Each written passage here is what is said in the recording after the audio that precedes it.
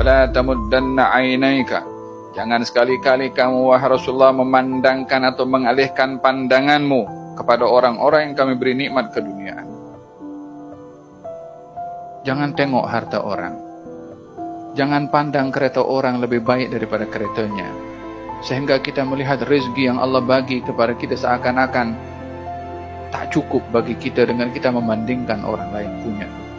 Jangan tengok besarnya rumah orang yang menyebabkan kita tak puas hati dengan rumah kita yang mungkin dilihat kecil ataupun sedikit ataupun saiz-nya sempit.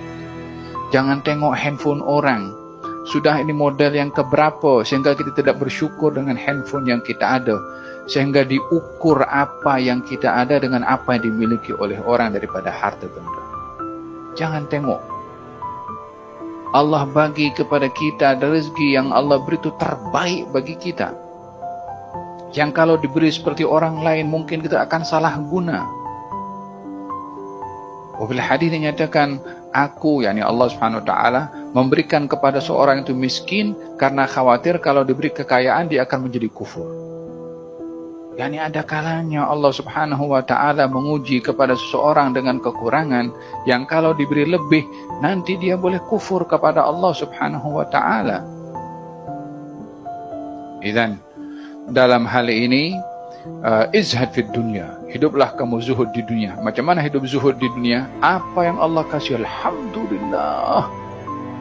Orang itu akan menjadi raja untuk dirinya sendiri tanpa tunduk di hadapan sesiapapun juga kalau dia merasa cukup dengan apa yang dia ada. Orang itu akan menjadi mulia, syarif, menjadi orang yang terangkat maruahnya karena prinsipnya tidak mahu menadahkan tangan kepada orang. Tidak ada dalam hati ini kecenderungan ingin mendapatkan hadiah dan pemberian serta ihsan daripada orang. Sehingga dengan begitu kita akan tunduk kepada orang karena mengharapkan ihsannya. Kita pun layan orang karena mengharapkan ihsannya. Kita pun pura-pura bersandiwara pun akan karena mengharapkan ihsannya. Jadi hidup ini adalah kita menghinakan diri di hadapan orang. Kalau kita merasa kaya dengan Allah Subhanahu wa taala, kita tak akan tundukkan kepada orang. Kalaupun merendah diri karena tawadhu, kalaupun menjabar khatir, jaga perasaan orang karena itu diperintahkan oleh syariat, bukan karena ingin mendapatkan ihsan daripada orang lain.